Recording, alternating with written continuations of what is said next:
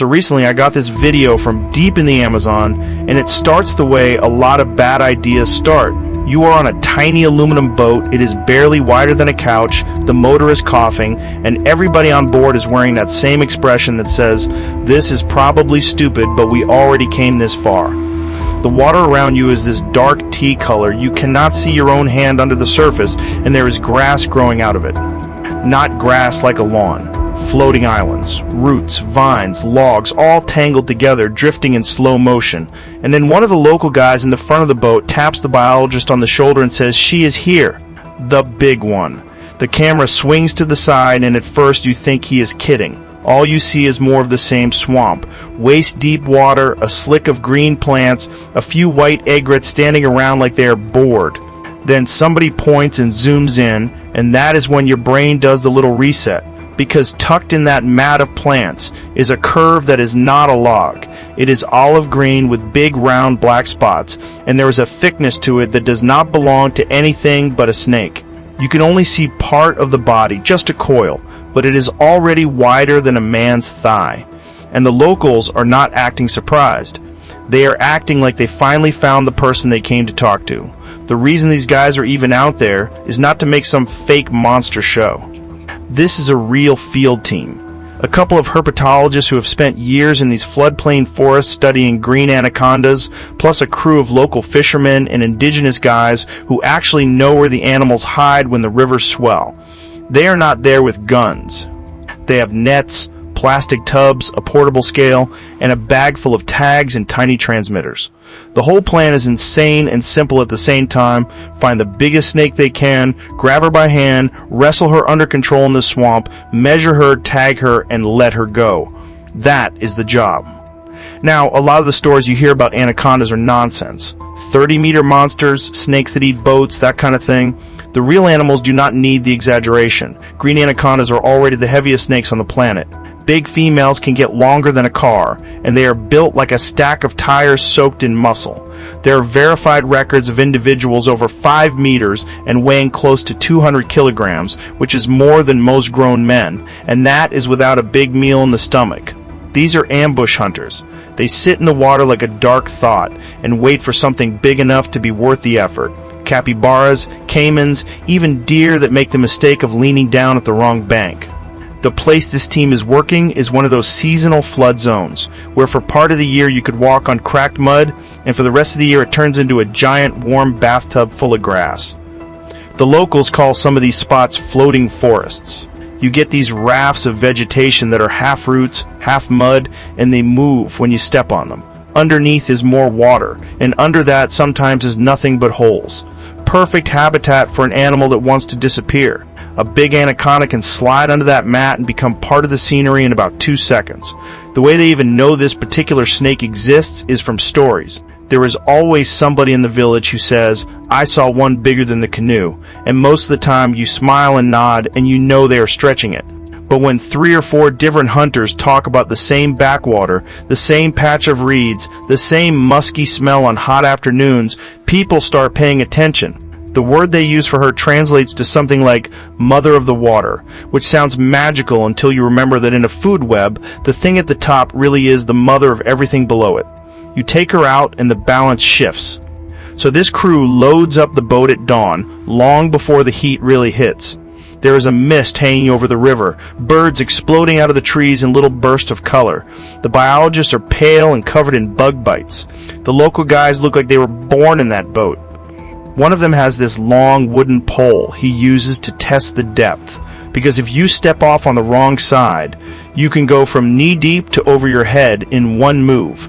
They idle up a narrow channel, branches scraping the sides, everybody scanning the edges for that one curve that does not belong.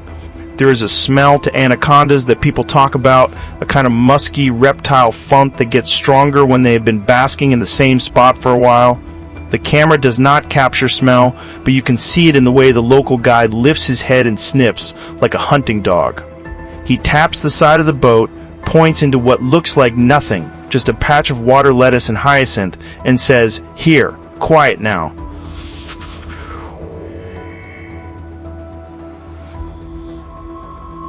The plan, if you can call it that, is simple. You do not just jump on the first coil you see. The first step is to confirm where the head is. That is the dangerous end, even though these snakes are not venomous.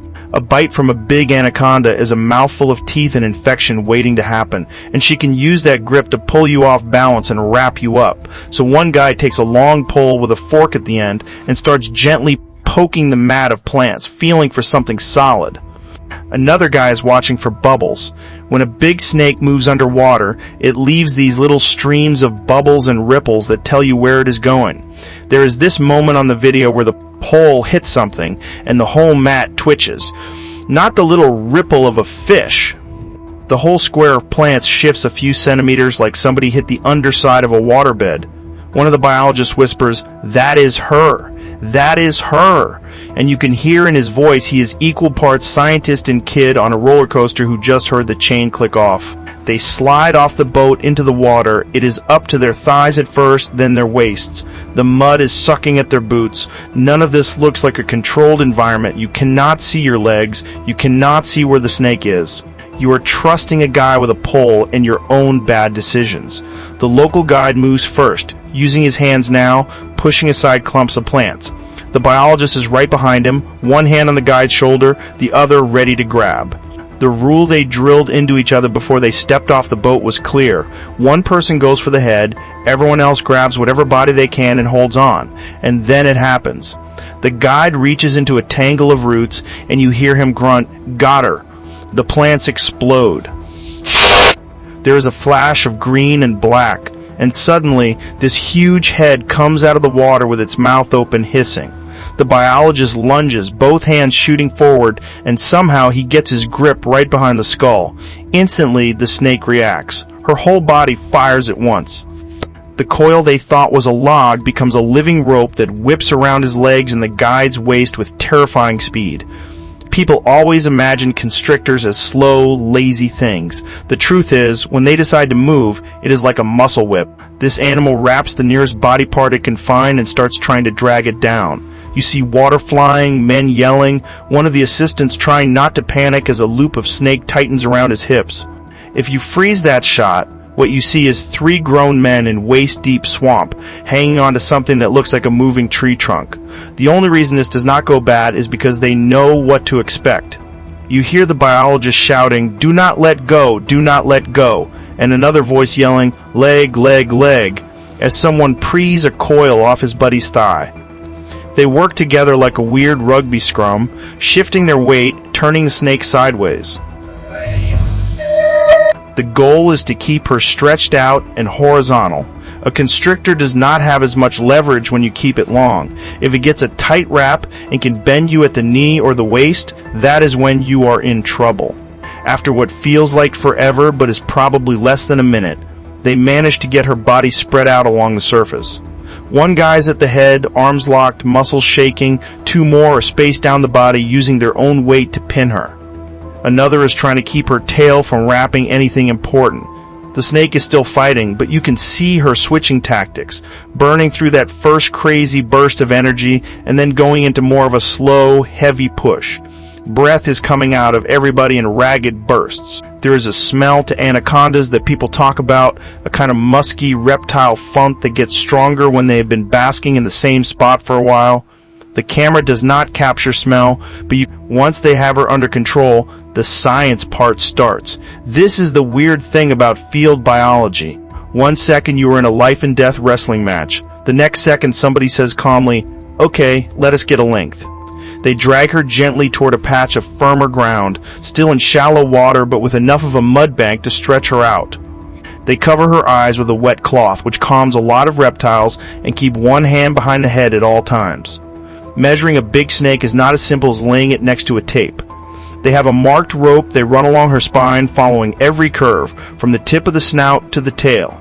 One person calls out the marks, another writes them down, another keeps the body straight as best they can.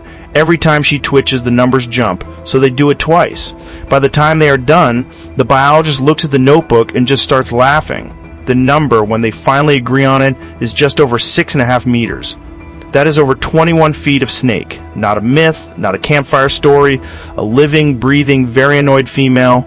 They know she is a female because the males in this species tend to be much smaller and have slightly different tail proportions. Big breeding females are the ones that reach these insane sizes. And this is not even right after a big meal. Her body is thick but not bloated. This is her baseline. Then comes the weight.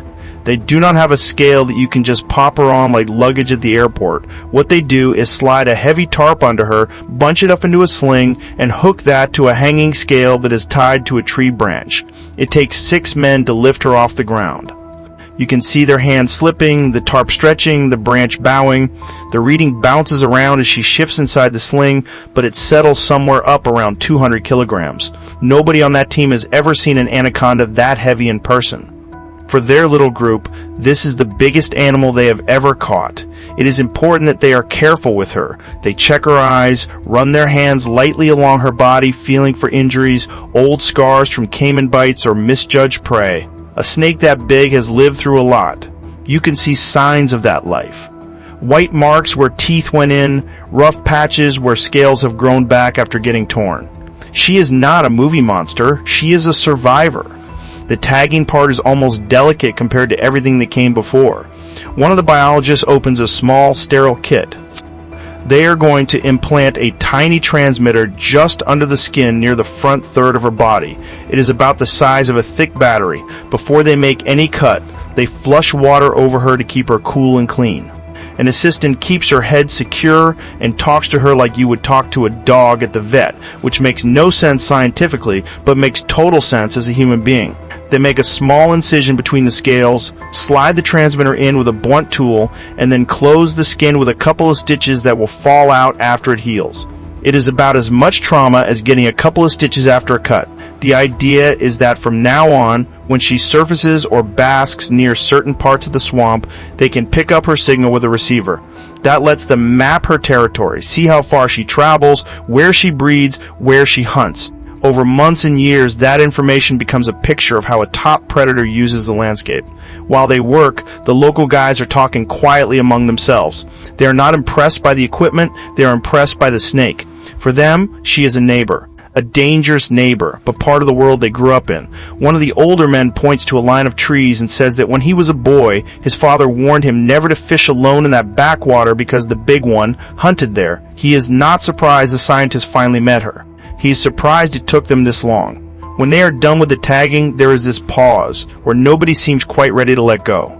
The biologist at the head is sweaty, covered in mud, and grinning like a lunatic. He strokes the top of her head once with his thumb, the way you would with a big dog, and then he says, "Okay, let us give her back."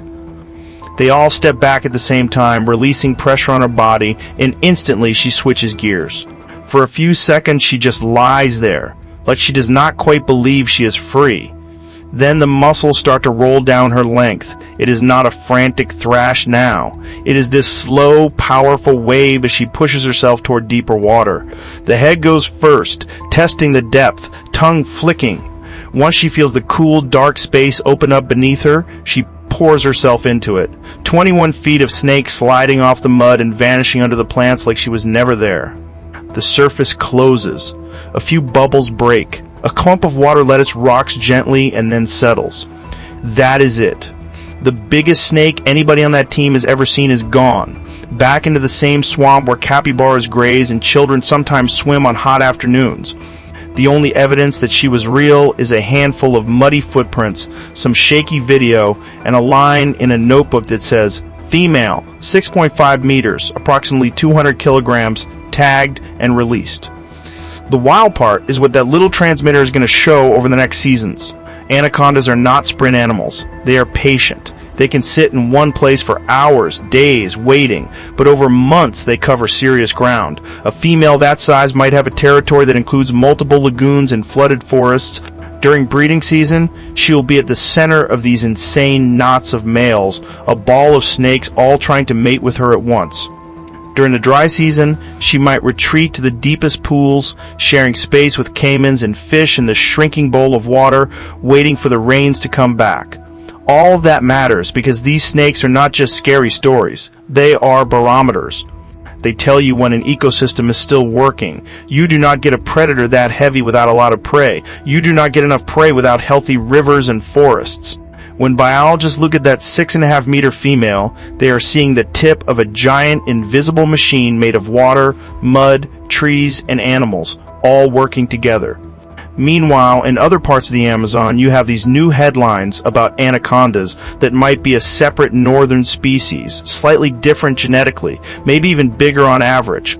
You have footage of researchers swimming alongside huge snakes in clear blackwater rivers, using them as living indicators of how badly oil spills and mercury are messing up those regions. It is wild. Something that used to just be a campfire monster is now also a data point in a global conversation. What blows my mind is how thin the line is between respect and disaster. In some places, local people treat anacondas almost like sacred animals. They tell their kids not to kill them. They say the snake is enchanted, that if you hurt it, bad luck follows. In other places, people shoot them on sight because they are scared or because they think it will make a good social media post. It is the same species. The difference is how people choose to live with it. That crew in the swamp chose a third option. They did not worship the snake and they did not kill her. They grabbed her. Yes, they scared the hell out of themselves for science, but at the end of the day, they stitched her up and watched her go. They walked back to the village exhausted, covered in mud, and a little bit changed. Once you have held something like that, felt the raw strength in your arms, there is a part of you that will never again believe that the forest is empty or simple. And here is the thing I keep coming back to. For that snake, the whole episode is probably just a bad afternoon. She was basking, waiting for dinner to swim by, and suddenly she got jumped by a bunch of weird, hairless primates.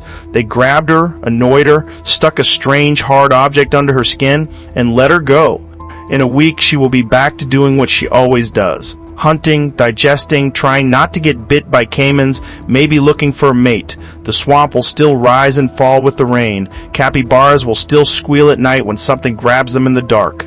For us, though, that one bad afternoon for her becomes a story we cannot stop replaying. Because it reminds us there are still places where humans are not the main character. There are still pockets on this planet where, if you step off the boat, you are not on top of the food chain anymore. Your muscles, your tools, your ego, all of that gets tested against a silent, cold-blooded animal that has been perfecting its lifestyle for millions of years without asking our opinion. So when you hear somebody say they caught the largest anaconda they had ever seen, do not picture some circus stunt. Picture a handful of very nervous people in waist-deep black water, trusting skill, teamwork, and luck just to be allowed to stand next to one of the heaviest predators on Earth for a few minutes. Picture that snake sliding away afterward like nothing happened, carrying under her skin a little piece of human curiosity that will quietly ping out her position as she patrols a swamp that most of us will never see. And then ask yourself which one of us really feels bigger in that scene. The guys with the tape measure, or the animal that did not even need to raise her head to make all of them feel very, very small.